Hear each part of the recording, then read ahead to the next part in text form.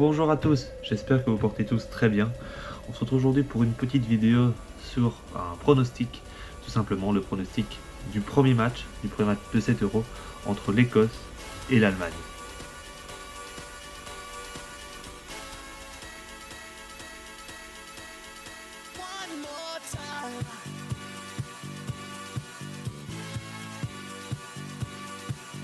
Voilà, nous allons commencer sans plus attendre avec directement une petite analyse de l'effectif de l'Allemagne et de ses performances récentes.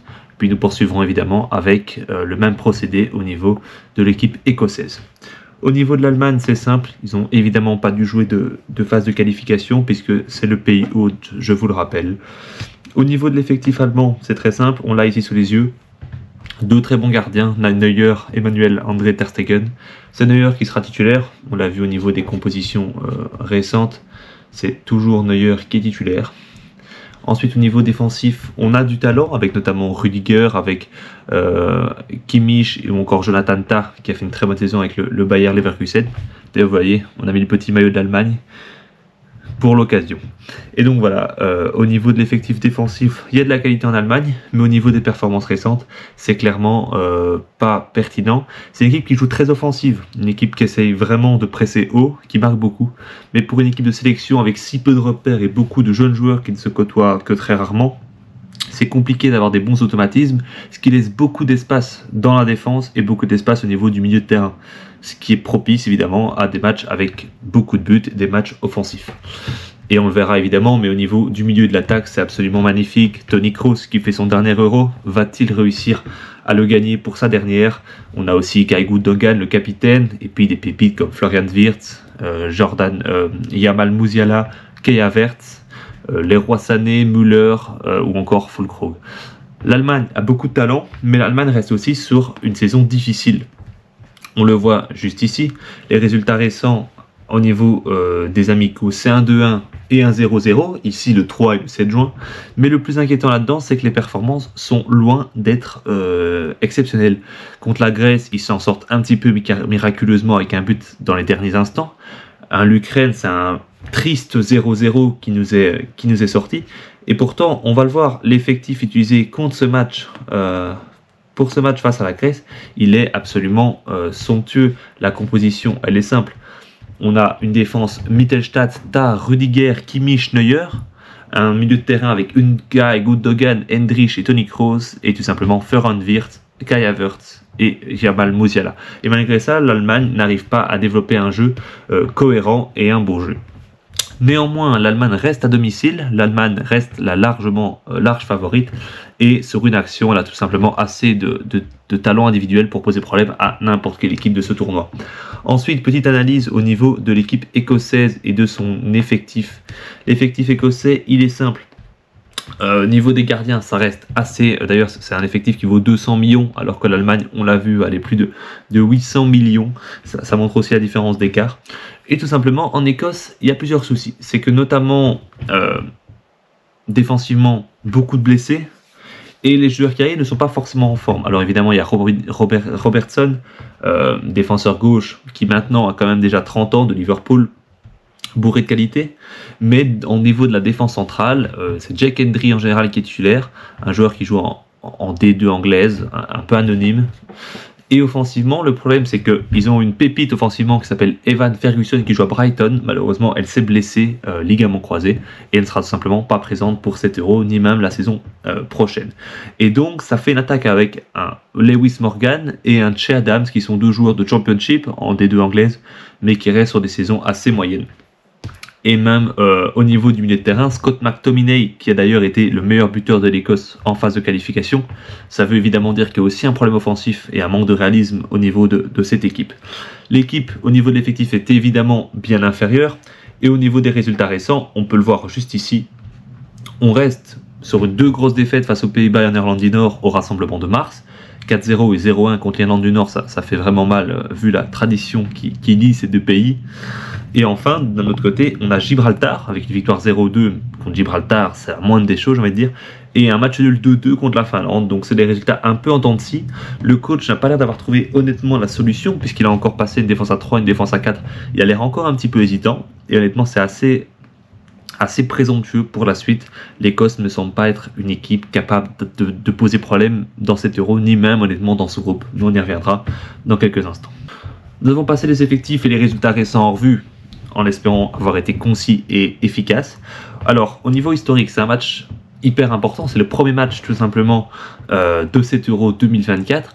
Historiquement, ça dit quoi les premiers matchs? Alors c'est simple, depuis 1992, soit près de 30 ans, aucun match a plus de 3 buts pour un match d'ouverture. On a eu des 1-0, des 2-1, des 2-0, mais jamais plus de 3 buts depuis plus de 30 ans. Depuis plus de 30 ans, justement, l'Allemagne n'a jamais inscrit et n'a jamais concédé non plus. En fait, il n'y a pas eu plus de 2 buts dans les matchs de l'Allemagne au premier match en Euro depuis 1992 également. Et on a l'Écosse d'un autre côté qui non seulement participe à son 3e Euro, mais qui n'a tout simplement jamais marqué dans une première journée d'Euro. On l'a vu, les lacunes sont défensives pour l'Allemagne et sont offensives pour l'Écosse. Alors, c'est un premier match de l'Allemagne. Un premier match à domicile, l'Allemagne a beaucoup de choses à se racheter, l'Allemagne ne vient pas forcément dans une confiance exceptionnelle, donc il est clair et net qu'ils vont avoir envie de marquer et directement et d'enfoncer le clou pour mettre en confiance et pour contenter leurs supporters qui seront évidemment nombreux, qui mettront, à n'en pas douter, une ambiance exceptionnelle. Au niveau des paris, on a la cote de l'Allemagne à 1,29 qui me semble assez légère honnêtement. Évidemment, l'Allemagne a de grandes chances de s'imposer, mais à 1,29, je vais plutôt vous conseiller autre chose. Ici, un prono qui m'intéresse pas mal, c'est le moins de 2,5 buts pour l'Allemagne. On l'a vu, ça fait près de 30 ans que l'Allemagne n'a jamais marqué plus de 2 buts, et ça fait plus de 30 ans qu'il n'y a jamais eu plus de 3 buts dans un Euro. L'Allemagne à domicile, c'est efficace, mais cherche encore sa solution. L'Écosse sera à l'extérieur géographiquement et voudra absolument éviter de se prendre dès le premier match une tollée, va essayer de garder le 0-0 un maximum de temps, ou le 1-0 pour essayer de garder un goal average qui leur permettrait de se qualifier face à la Hongrie et la Suisse dans les journées futures. Je pense que le moins de 2,5 buts côté à 1,65 est une super opportunité de faire plus 65% sur votre capital. C'est vraiment une bonne opportunité que personnellement je vais saisir. Au niveau d'un prono-buteur, c'est assez compliqué sans connaître les compositions. Et évidemment, du côté de l'Allemagne, on a envie de partir sur des joueurs comme Havertz, comme Musiala, comme Wirtz, qui sont cotés à respectivement à 2,25, 3,05 et 3,10, qui sont des belles cotes, mais c'est assez complexe parce que je vois. Petit prono, personnellement j'adore, et en tout cas j'adore toujours ces cotes-là, je les trouve toujours hyper intéressantes. On a tout simplement au niveau des corners, pour l'Allemagne spécifiquement. Alors il faut savoir que sur les 2 derniers rassemblements qui ont été contre je vais vite regarder parce que j'ai oublié, la Grèce, voilà, victoire 2-1 et un match nul du coup contre l'Ukraine, on en parlait il y a quelques instants, c'est respectivement 13 corners de frapper et 11 corners contre l'Ukraine. Et même avant ça, contre les Pays-Bas et la France, qui sont quand même 2 gros adversaires, c'est à chaque fois plus de 5 corners. Aujourd'hui, les cotes sont hyper intéressantes, avec une cote à plus de 6,5 corners pour l'Allemagne, côté à 1,90, que je trouve extrêmement value.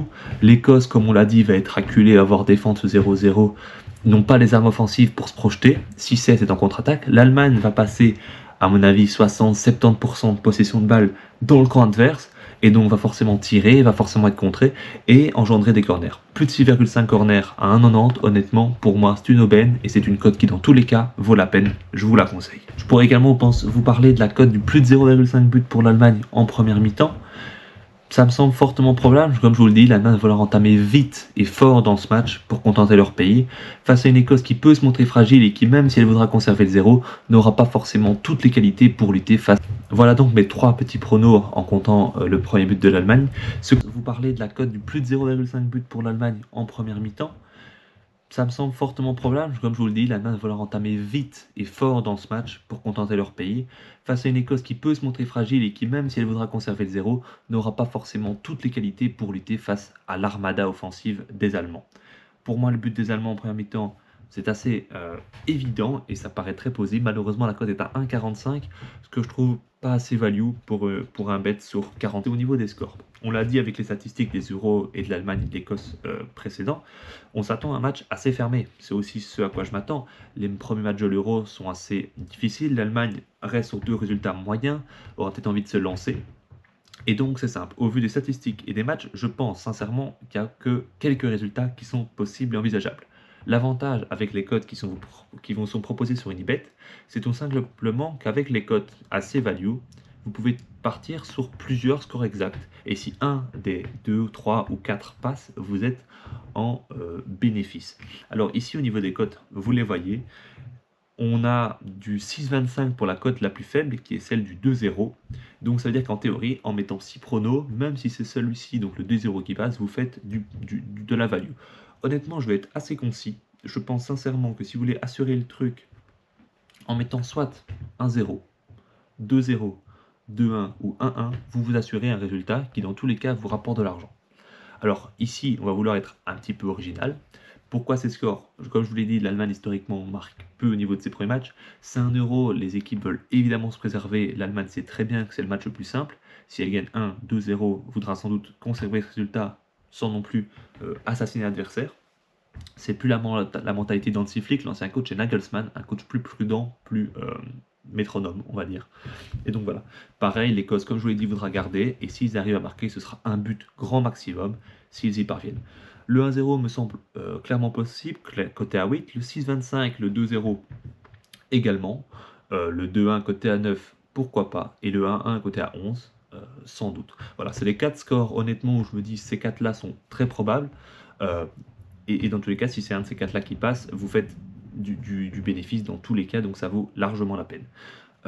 Si je voulais être un petit peu plus précis, vous donner 1 ou 2 scores.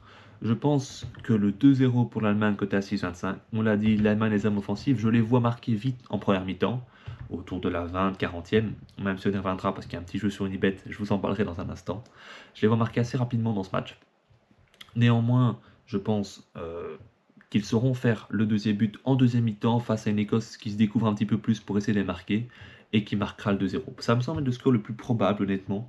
Le 2-1 également dans un scénario un petit peu similaire à la rentrée des vestiaires. L'Écosse qui arrive sur une contre-attaque à venir marquer un but et qui marque le 2-1. Et qui marque le 1-1, pardon, et le 2-1 qui est marqué aux alentours de la 70, la 80e minute, sur un exploit individuel qui perce la défense écossaise.